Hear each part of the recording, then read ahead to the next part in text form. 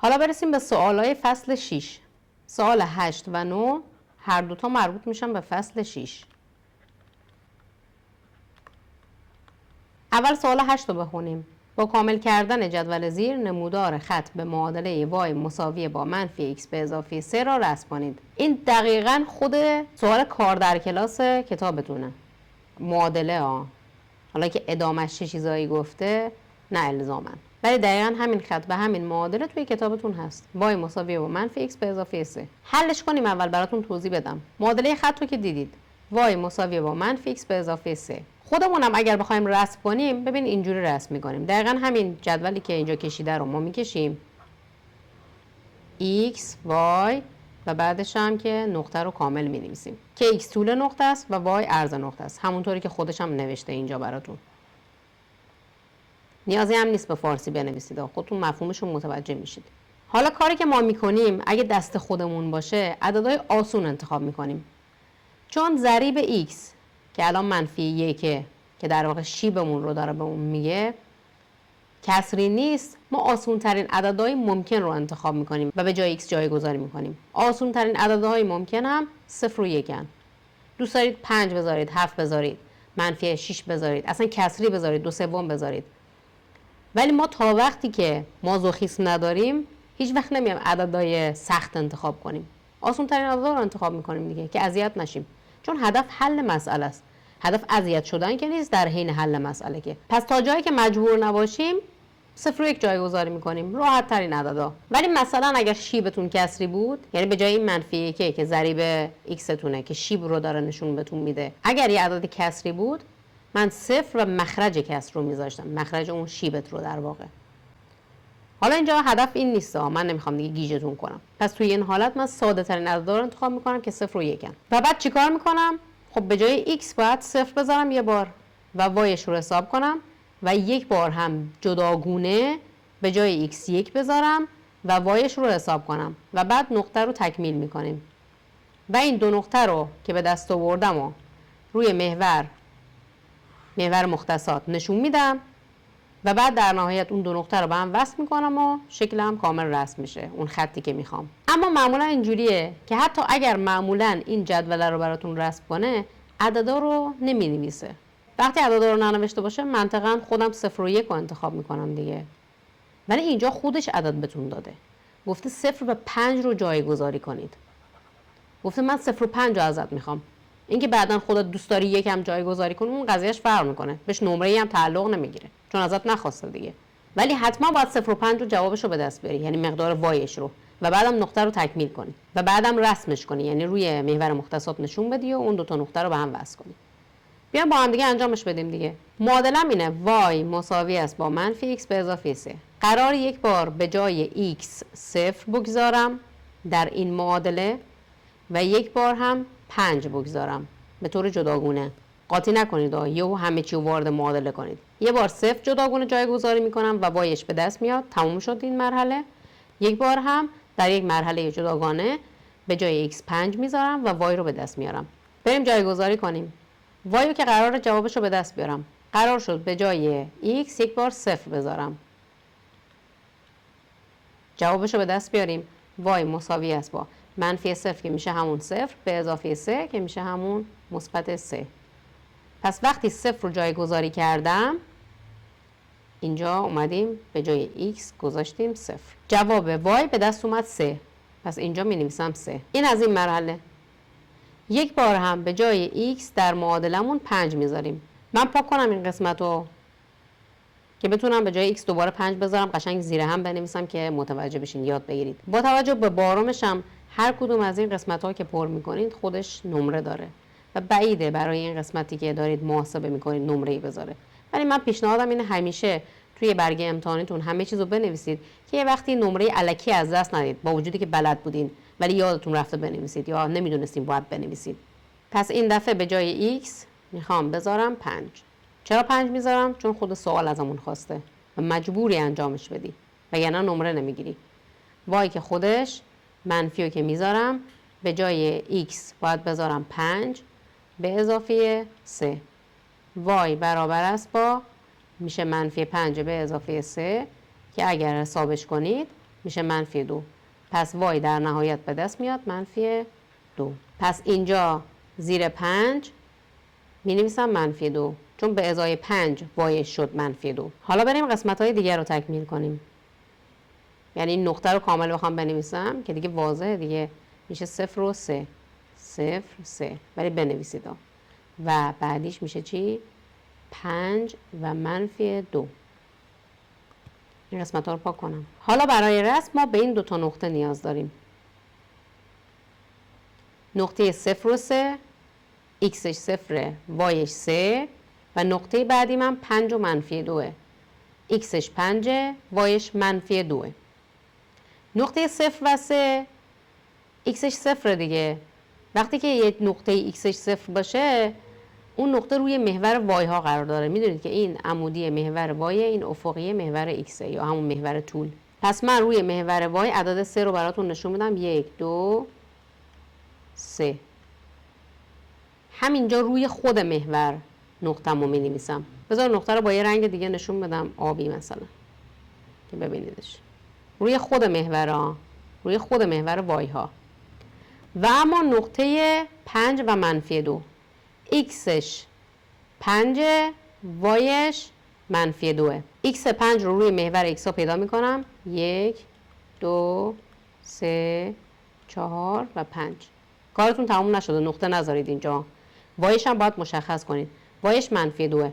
-2 زیر محور x هست. حواستون باشه اینجا -1، اینجا -2، اینجا -3. اما من چند تا میخواستم؟ -2 رو میخواستم. حالا این دوتا عدد رو اینجوری به هم دیگه وصل میکنم تا نقطه مشخص بشه. این نقطه من میشه نقطه 5 و -2. حالا با خط کشی، با هر چیزی که دستتون هست، این دوتا نقطه رو به هم دیگه وصل میکنید. ولی سعی کنید دقیقاً خط باشه شکلتون ها، چون اصلا سوال هم خودش گفته دیگه، نمودار خطه، مثلا این معادله خطه و باید شکلش خط باشه. حتما سعی کنید با خط کش این کار انجام بدید. حالا من خط کش دستم نیست دیگه، هر جوری که کشیدم قبول فعلا. ولی سر جلسه امتحان ریسک نکنید. این دو تا نقطه رو که می‌خوایم به هم وصل با یه خودکاری، با یه چیز صافی حتما اینا رو به هم وصل کنید. این از قسمت الف. قسمت الف حل شد. قسمت ب، عرض از مبدأ این خط چه عددی است؟ خیلی آسونه. پاک کنم قسمت‌های اضافی رو. اگه یادتون بیاد گفتم اگر معادله خطمون که الان y مساویه با -x به اضافه 3 استاندارد باشه. استاندارد یعنی چی؟ یعنی y یه طرف تنها، x و عددا هم یه طرف دیگه تنها. y نباید یه طرف تنهاست، هیچ ضریبی داشته باشه. یعنی در واقع ضریبش باید مثبت 1 باشه، حتی منفی هم نباید ضریبش باشه. وقتی استاندارده راحت ضریب x یعنی عددی که کنار x ضرب شده میشه شیبتون و عددی که جمع شده یا منها شده حالا میشه عرض از مبدأتون. اگرم وجود نداشت یعنی کنار x عددی جمع یا منها نشده بود، عرض مبدأتون در واقع 0 بوده. پس اینجا -1 من شیبم میشه. x رو باش نخونید برای شیب عددی که کنار x خود x باش خونده نمیشه و مثبت 3 میشه عرض از مبدأمون. سوال قشنگ جواب بدید. وقتی بهتون گفته عرض از مبدأ این خط چه عددی است، قشنگ کنارش بنویسید مثبت 3. مشخص جوابشو بدید، واضح. نه یا یک گوشه نوشته باشی بعد بگی خودش باید متوجه میشد.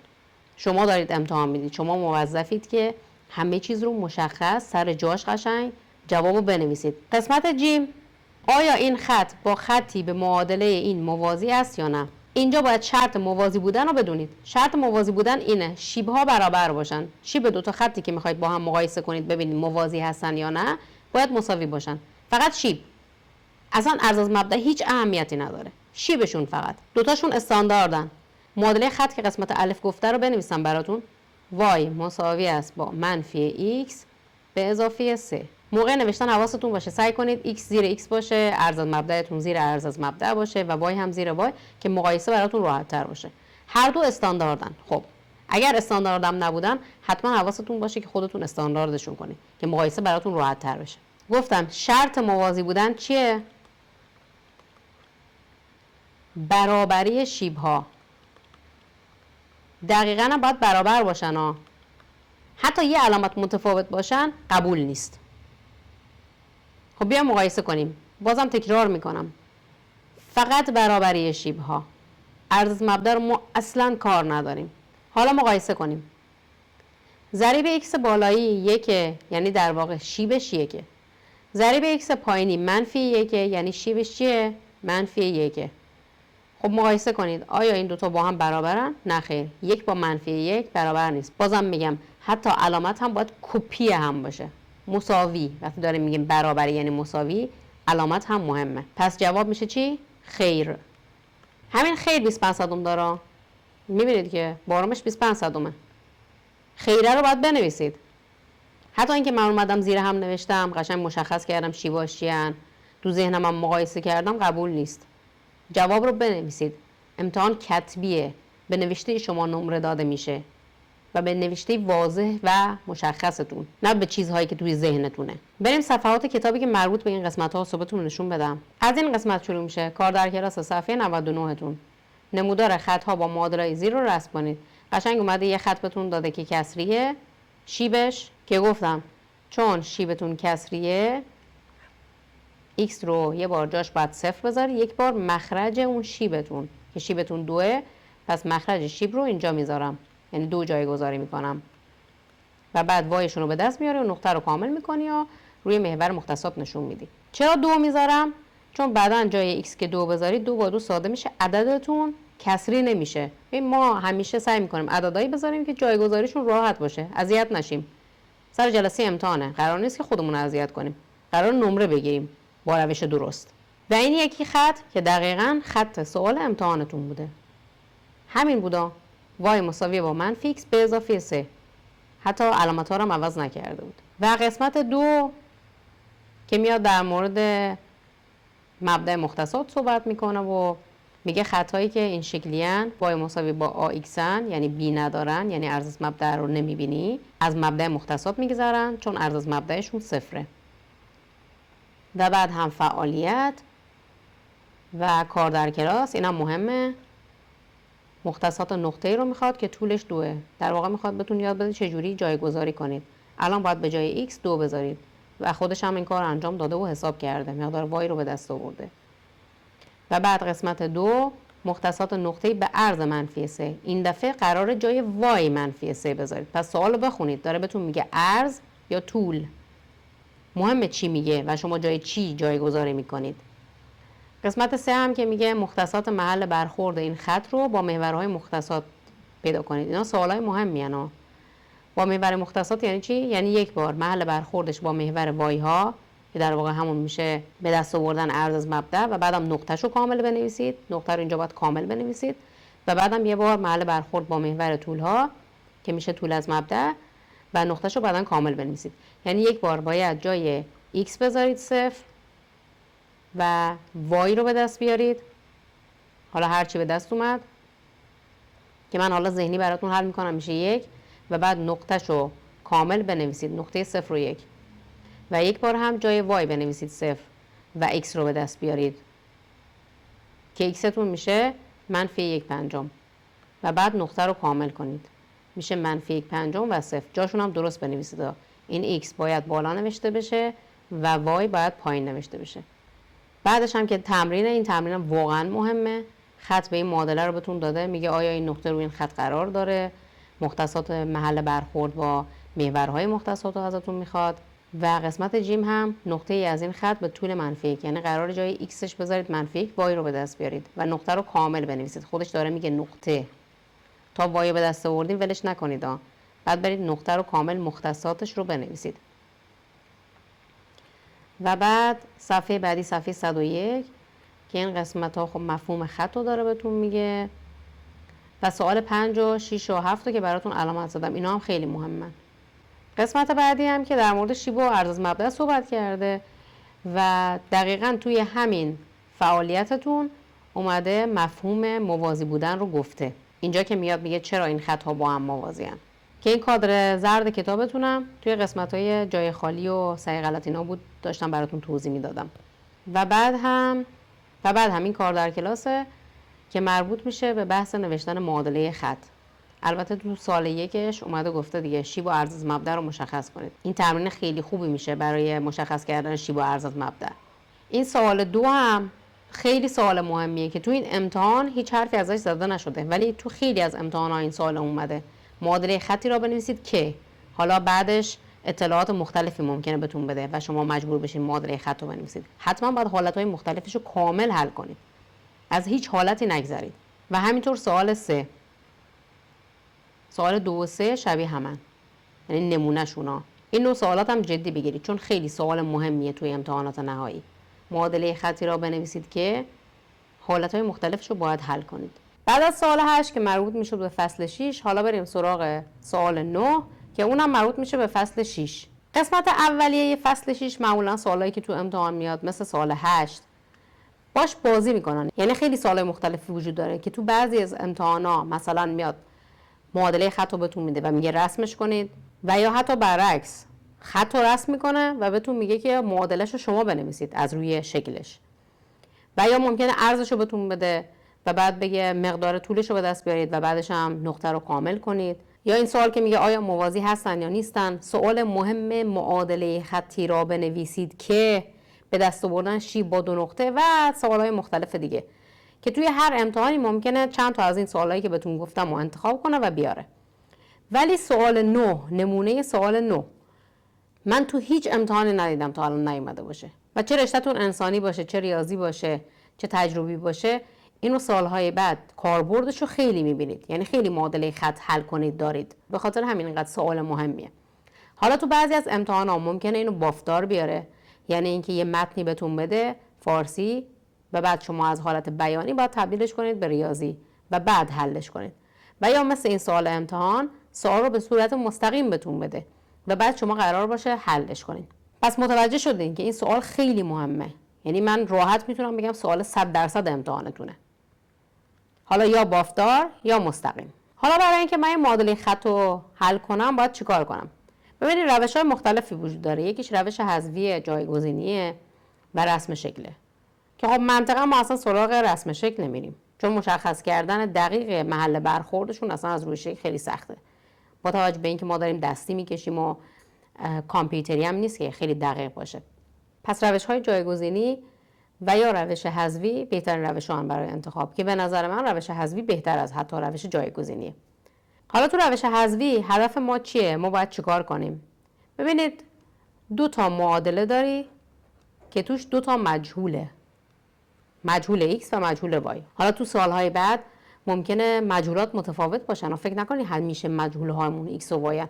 ممکنه مجهولات اسمش بشه a و b، c و d یا هر چیز دیگه ای. اصلا مهم نیست اسما، مهم اینه که 2 تا معادله دارم و 2 تا مجهول که اینجا مجهول هام x و y. تو هر کدوم از معادله ها هم هر 2 نوع مجهول رو میبینی. تو معادله بالایی میبینید دیگه x به اضافه 2y مساوی با 3 هم x داره توش هم y. تو معادله پایینی هم x داره هم y. اما من چجوری حلش کنم؟ ببین روش حل اینطوریه که شما باید مرحله اول، دارم از روش حذفی کمک میگیرم، روش حل اینطوریه که در مرحله اول یکی از مجهول ها رو حذف کنید. یعنی مثلا x یا y انتخاب با شماست. ولی چجوری حذفش کنم؟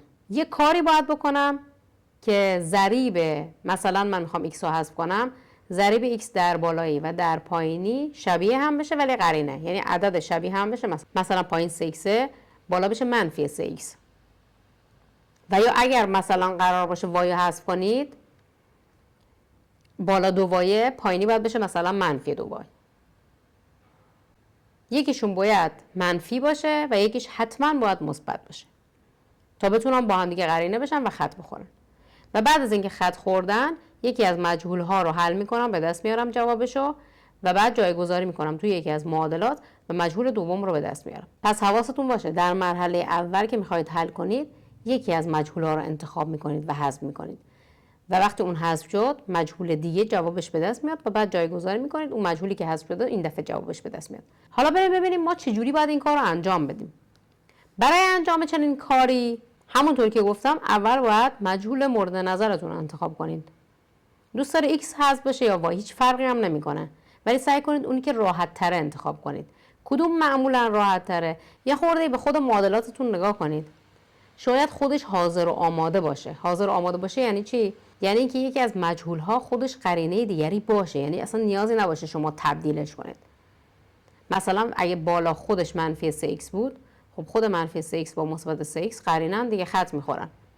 البته که اینجا اینجوری نیست. پس چون اینطوری نیست، من خودم باید ضریب ها رو قرینه یکدیگر بکنم. چگونه؟ دقیقاً مثل مخرج مشترک گرفتن. برای مخرج مشترک گرفتن چیکار میکردیم؟ میومدیم حالا هر کدوم از مخرج‌ها رو که لازمه ضرب در یه عددی میکردیم که مخرج‌ها شبیه هم بشن. اینجا هم در مورد ضریب‌ها همین موضوع صادقه. یعنی چی؟ اول تصمیم بگیریم کدومو حذف کنیم. یکی ممکنه بگه من دوست دارم وای ها رو حذف کنم، به نظرم راحت ترم. یکی هم ممکنه بگه ایکس ها رو دوست دارم حذف کنم، خیلی فرق نمیکنه اینجا. معمولا همیشه سعی کنید اونی انتخاب کنید که ضریب یک داره، حداقل یکی از مجهولاش. میبینید هم ایکس ضریب یک داره تو یکی از معادلات، هم وای. پس خیلی فرق هم نمیکنه کدومو انتخاب میکنید. من خودم میام ایکس رو مثلا انتخاب میکنم. پس یادتون باشه هدف من حذف کردن ایکس هاست. برای حذف کردن ایکس ها باید چیکار کنم؟ گفتم باید یه کاری کنم که ضریبه‌هاش قرینه یکدیگر بشه. با چه کاری؟ با ضرب کردن معادلات، هر کدوم که لازمه. اگه لازمه هر دو تا معادله رو باید ضرب کنم. ضرب در یه عددهایی بکنیم که ضریبه‌هاش قرینه هم دیگه بشه. خب چون من ایکس ها رو دارم انتخاب میکنم، اگه خوب بهشون نگاه کنم، این که ضریبش یکه، برای اینکه تبدیل بشه به منفی 3 یعنی قرینه 3 با توجه به پایینی، باید ضرب در منفی 3 بشه. و نکته مهم اینه تک تک جملات بالایی باید ضرب در منفی 3 بشه. اکثرا بچه‌ها یادشون میره، یعنی فقط توی همون اولی ضرب میکنن، در حالی که این منفی 3 باید توی بعدی ها هم ضرب بشه و به خصوص اون عدد آخر که اکثرا بچه‌ها یادشون میره ضرب کنن. خودم هم که اوایل یادم میاد دانش آموز بودم، دقیقاً اون آخریه رو همیشه یادم میرفت ضرب کنم. نه که اون ور تساوی انگار فراموش میکنی. حالا این سالم از خودتون بپرسین، آیا لازمه پایینی هم ضرب در عددی بکنم؟ که میبینید نه، نیازی نیست. اگر بخواید ضربم بکنید، ضرب در یکی که یک اصلا ارزش نداره توی ضرب، چون تأثیری نداره، تغییری ایجاد نمیکنه. پس نیازی نیست من ضرب در چیزی بکنم. حالا بیایم معادله بالایی رو که ضرب در منفی 3 کردیم جوابشو بنویسیم. منفی 3 ضرب در 1x میشه منفی 3x. منفی 3 ضرب در مثبت 2y میشه منفی 6y. مساویه با منفی 3 ضرب در 3 میشه منفی 9. معادله پایینی رو چیکار کنم که هیچ تغییری روش ایجاد نکردم؟ خب همونطوری می نویسیمش دیگه. حالا میام دو تا معادله رو با هم دیگه جمع جبری میکنم، هر طرفشو. منفی 3x با مثبت 3x همونطور که قول داده بودیم قرار بود قرینه هم دیگه بشن که جمعشون بشه 0 یا در واقع خط بخورن و حذف بشن. به خاطر همین بهش میگن روش حذفی. میبینید یکی از مجهولا رو انتخاب کردیم و حذف کردیم مرحله اول. حالا وای ها رو با هم دیگه جمع کنید. منفی 6 وای با مثبت 1 وای علامت ها فرق میکنن. علامت عدد بزرگتر یادتون باشه اینجا جمع ها، جمع جبری. علامت عدد بزرگتر و بعد عدد ها رو کم میکنم چون فرق میکنه علامت ها و یکی از وای ها رو مینویسیم. مساویه با. حالا اون طرف تساوی منفی 9 با منفی 1 علامت ها شبیه همن، یکی از علامت ها رو مینویسیم. 9 با 1 هم باید جمع بشه چون علامت ها شبیه همن، میشن 10. اما همونطوری که میبینید هنوز وای به دست نیامده. چرا؟ چون یه ضریب داره، ضریب منفی 5 داره. پس من کافیه طرفین رو تقسیم بر منفی 5 کنم. حالا مرحله بعد منفی 5 با منفی 5 خط میخوره، منفی در منفی میشه مثبت، 10 تقسیم بر 5 هم میشه 2. پس از اون ور تساوی وای فقط باقی موند، همونطور که میبینید مینویسمش مساویه با این طرف تساوی هم وقتی که سادهش کردم جوابش شده مثبت 2. پس وای به دست اومد مثبت 2. دورش خط میکشم که گمش نکنم وسط شلوغی. این از وای. حالا ایکس رو چجوری به دست بیارم؟ به سادگی تمام. کافیه یکی از اون معادلات رو حالا یا بالایی یا پایینی رو انتخاب کنم و این وای که 2 به دست اومده رو جای وای جایگذاری کنم. یعنی به جای وای بذارم 2. چه بالایی چه پایینی هیچ فرقی نمیکنه. هر کدومو دوست دارید انتخاب کنید. چون توی هر کدوم از معادله‌ها بنویسید ایکستون حتما یکسان به دست میاد. اگه یکسان به دست نیاد یعنی یه جای اشتباه کردید. من این منفی 3 که ضرب کردم اینجا پاک کنم که ببینید. فقط یه نکته بهتون بگم، حتما توی معادلات اولیه جایگذاری کنید، نه تو بعدیا. چرا؟ چون کارمون راحت تره دیگه. چرا خودم عذاب بدم برم از معادلات بعدی استفاده کنم؟ از همون معادلات اولیه استفاده کنید. هر کدوم هم که حس کردید راحت ترین باش اون رو انتخاب کنید. که مشخصه چون من قرار ایکس رو به دست بیارم، هر چی ضریب نداشته باشه به نفعمه دیگه، بهتره، راحت تر جواب به دست میاد. پس بالایی انتخاب بهتریه. هرچند اگر پایینی رو انتخاب کنید، بازم تکرار میکنم، هیچ فرقی نمیکنه و مهم نیست، بازم جواب به دست میاد. خب پس من بالایی رو انتخاب میکنم. ایکس رو که میخوام به دست بیارم ندارم، به اضافه دو ضریب ها و قرار به جای وای 2 بذارم. فقط حواسم هست که این دویی که قرار جاش جایگذاری کنم تو پرانتز بذارم، چون بینشون ضرب دیگه. اینجا هم که بین 2 و وای چیزی نیست، در واقع ضرب بوده. مساویه با 3. بریم ادامه بدیم. ایکس که خودش 2 ضرب در 2 میشه 4، پس میشه به اضافه 4 مساوی است با 3. بعد 4 رو میبرم اونور تساوی، معادله است دیگه، بعد معادله حل کنیم. میشه 3 منهای 4 و بعد مرحله بعد x مساوی است با مثبت 3 با منفی 4 میشه منفی 1. چون علامت ها فرق میکنن، علامت عدد بزرگتر و کم میکنم، پس میشه منفی 1. x و y به دست اومد، پس معادلتون رو حل کردید و تمام شد. ولی بهتون معنی این جوابا رو بگم. این دو تا معادله‌ای که ما داشتیم، سوال بهمون داده بود، در واقع دو تا خطن که یک جایی با هم برخورد میکنن و با حل این معادله خطی ما در واقع محل برخورد این دو تا خط رو با هم به دست میاریم. الان محل برخورد این دو تا خط با توجه به x و y که ما به دست آوردیم، مختصات اون نقطه x رو که به دست آوردیم منفی 1 و y هم که به دست آوردیم مثبت 2. در واقع معنیش اینه. فقط با این قسمت خواستم معنیشو بهتون بگم. مفهوم حل این معادله خطی یعنی چی؟ حالا شاید یکی از شما وای رو انتخاب کرده باشه برای حذف کردن مرحله اول. بریم با هم دیگه اینجوری حلش کنیم که اگر شما دوست داشتید وای رو حذف کنید چه اتفاقی میفته؟ آیا واقعا در نهایت x به دست میاد منفی 1 و y هم به دست میاد 2؟ یعنی فرق نمیکنه من کدوم انتخاب کنم؟ منطقاً اینه که واقعا فرق نمیکنه. مگه میشه یه نفر یه معادله رو حل کنه یه جواب به دست بیاره، یه نفر دیگه یه جور دیگه به دست بیاره؟ بریم اونجوری هم براتون حل کنم روش دومو، برای بچه‌هایی که اگر وای رو حذف کردن میخوان چک کنن که ببینن جواب چجوری به دست میاد. وگرنه لازم نیست و همینو که بنویسید نمره کامل میگیرید. خب اگر به وای ها نگاه کنیم، یکیش مثبت 2 وایه، یکیش هم مثبت 1 وایه. برای اینکه یکی رو قرینه دیگری بکنم، کافیه پایینی رو ضرب در منفی 2 کنم، راحت. خب بیاین ضرب کنیم. یادتون باشه تو تک تک جملات باید این منفی 2 ضرب بشه، هم توی 3x باید ضرب بشه، هم توی مثبت 1 وای و هم در آخری که منفی 1. اول معادله بالایی رو می نویسم که هیچ تغییر نکرده بود، ما که ضرب نکردیم، پس خودش رو می نویسیم. x به اضافه 2 وای مساوی با 3. معادله پایینیه منفی 2 ضرب در 3x میشه منفی 6x، منفی 2 ضرب در مثبت 1 وای میشه منفی 2 وای مساویه با منفی 2 ضرب در منفی 1 میشه مثبت 2. و مرحله بعد هر کدوم از جملات مشابه رو با هم دیگه جمع جبری میکنم. مثبت 1x با منفی 6x میشه منفی 5x. مثبت 2y با منفی 2y هم که قرینه هم دیگه میشه صفر و دیگه نمی نویسمش، خط میخورن. مساوی رو می نویسیم. مثبت 3 با مثبت 2 هم که میشه مثبت 5. حالا کافیه طرفین رو تقسیم بر منفی 5 کنم. منفی 5 با منفی 5 خط میخوره، x باقی میمونه. مثبت در منفی میشه منفی 5 هم تقسیم بر 5. اگر سادهش کنید چون تو تقسیمیم جواب میشه 1، ننویسید صفر را. پس x به دست اومد منفی 1. دقیقاً مثل سوال قبل. تا اینجاش که درسته. بریم سراغ وای. من قسمت ها رو پاک کنم. حالا یکی از معادلات رو انتخاب میکنیم، یا بالایی یا پایینی. پایینی راحت تره چون ضریب وای 1 راحت تر به دست میاد، ولی من بالایی رو براتون انتخاب میکنم، جایگذاری میکنم که این مقدار مراحل طولانی تر بشه که اگر یه جای برخوردید یه نمونه داشته باشید که من براتون حل کردم. قراره به جای x بنویسیم منفی 1. چرا؟ چون اینجا x رو به دست آوردیم منفی 1. به اضافه 2y، وای رو که هنوز نداریم قرار حساب کنیم، مساویه با 3.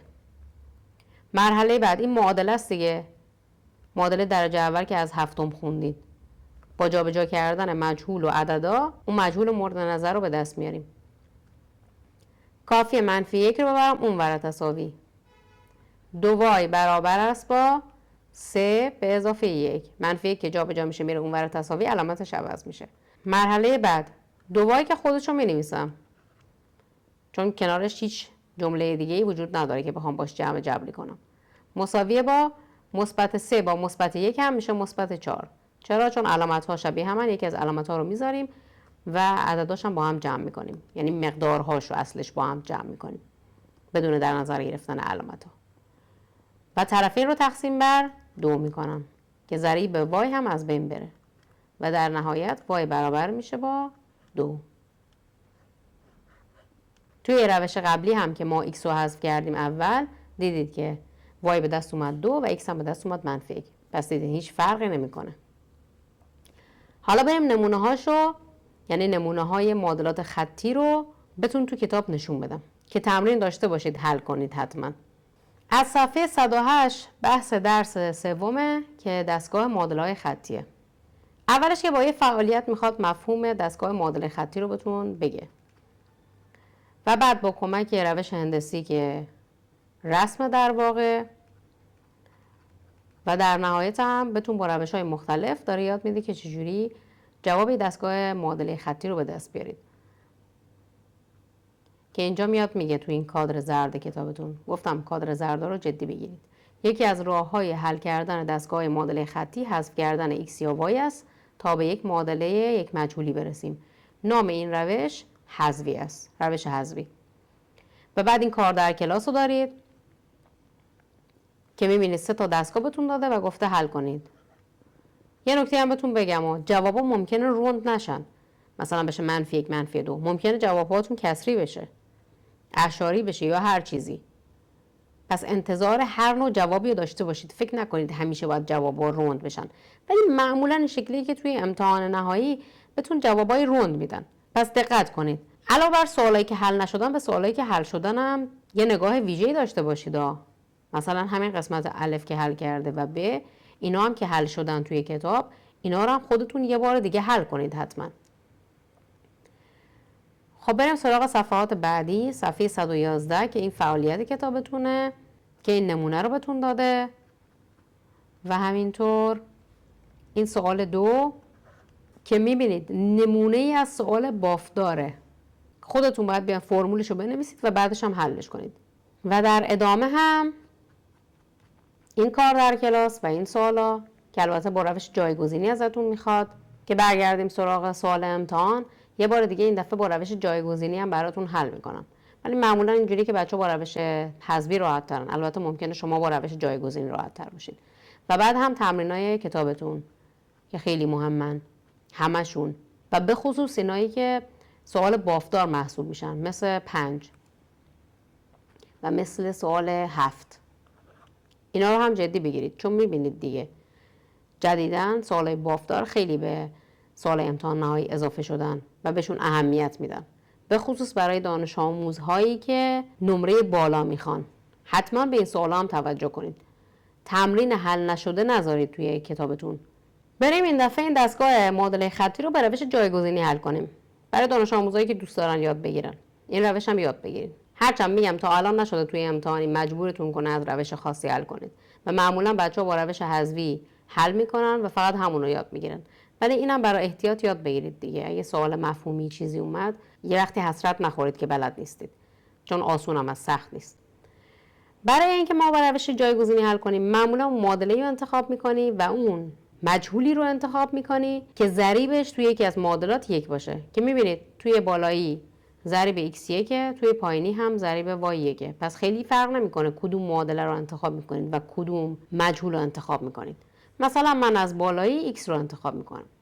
خب اونی که ضریبش 1 قراره چه اتفاقی براش بیفته؟ حالا 1 یا منفی خیلی مهم نیستا، هر کدوم رو انتخاب کنید اوکیه. ولی معمولا میگم سعی میکنیم اونی انتخاب کنیم که ضریبای بیشتر از 1 نداشته باشه، مثلا 2 و 3. حالا که اومدی اون انتخاب کردی، باید این کارو بکنی. باید بقیه رو هر چیزی که هست ببری یه طرف دیگه تساوی. پس x اون طرف تساوی میمونه مثبت 2y میاد اونور تساوی میشه منفی 2y به اضافه 3 یا 3 منهای 2y، خیلی فرقی نمیکنه. حالا دور این خط بکشین. این میشه یه رابطه کمکی براتون. معنی این یعنی چی؟ یعنی اینکه من به جای x میتونم بنویسم منفی 2y به اضافه 3. پس در معادله پایینی یعنی 3x به اضافه y مساوی با منفی 1 من میام به جای x می نویسم منفی 2y به اضافه 3. پس معادله پایینی رو بازنویسی کنیم. میشه 3 حتما به جای x، چون قراره یه عبارت دو جمله‌ای بنویسم تو پرانتز بذاریدش. حتی اگر یک جمله هم بود تو پرانتز بنویسیدش که اشتباه نکنید. به جای x قرار شد بنویسم منفی 2y به اضافه 3. ادامهش چیه؟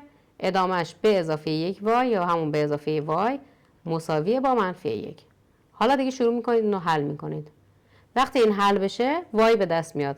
وقتی y به دست اومد، ادامه دادید y به دست اومد، میرید تو اون معادله اولیتون به جای y عددشو میذارید و x به دست میاد. دیگه انتخاب با شماست که این روش آسونه، میتونید با این روش کنار بیاد، میخواد با این روش حل کنید توی امتحان، یا نه با همون روش حذفی. من حلش کنم براتون که ببینید. خب بیاین ادامه بدیم. 3 باید توی این ضرب بشه و توی این هم ضرب بشه. 3 ضرب در منفی 2y مثبت در منفی میشه منفی 3 دوتا میشه 6 تا و وایش هم بنویسم. حالا قرار مثبت 3 در مثبت 3 ضرب بشه، یعنی در جمله بعدی که میشه مثبت 9 به اضافه y مساویه با منفی 1. حالا y ها رو یه طرف تنها نگه میدارم و این عدد رو میبرم اونور پیش اون یکی عدده. مرحله بعد منفی 6y به اضافه y مساوی است با منفی 1. مثبت 9 داره میره اونور تساوی میشه منفی 9. و در ادامه این طرف تساوی y که ضریب نداره براش 1 میذارم، پس میشه منفی 5y، چون علامت ها فرق میکنن، علامت مقدار بزرگتر و بعد از همدیگه کمشون میکنم و یکی از y ها رو مینویسیم، پس میشه منفی 5y. اون طرف تساوی هم که علامت ها شبیه همن، یکی از علامت ها رو میذاریم و عددا رو با همدیگه جمع میکنیم، پس میشه منفی 10. حالا طرفین رو تقسیم بر منفی 5 میکنم که y به دست بیاد. از اون طرف تساوی فقط y میمونه، از این ورم که منفی در منفی میشه مثبت 10 تقسیم بر 5 که میشه 2. پس y به دست اومد 2. اگه یادتون بیاد توی حالت قبلی که با روش حذفی هم حل کردم y 2 شد و x هم به دست اومد منفی 1. ببینیم اینجا اگر جایگذاری کنیم x به دست میاد منفی 1 یا نه. خب من این قسمت ها رو براتون حذف کنم، چون میخوام جایگذاری کنم باید جا داشته باشه. ولی شما توی امتحان بنویسید ها. هم پاک کردم فکر نکنید نباید بنویسید توی امتحانتون. y 2 به دست اومد. بیا جایگذاری کنیم توی معادله اولیه‌مون. x مساوی است با منفی 2 در 2، چون قراره به جای y بنویسم مثبت 2 به اضافه 3. منفی 2 ضرب در 2 میشه منفی 4. بعد مرحله بعد x که می نویسم منفی 4 با مثبت 3، اینجا ضرب نیست و جمع جبریه. منفی 4 به اضافه 3، علامت ها فرق میکنن، علامت عدد بزرگتر و کم میکنیم میشه منفی 1. دقیقا مثل قبل جواب به دست اومد. اگه قرار شد نقطه‌ش هم بنویسم که میشه منفی 1 و 2.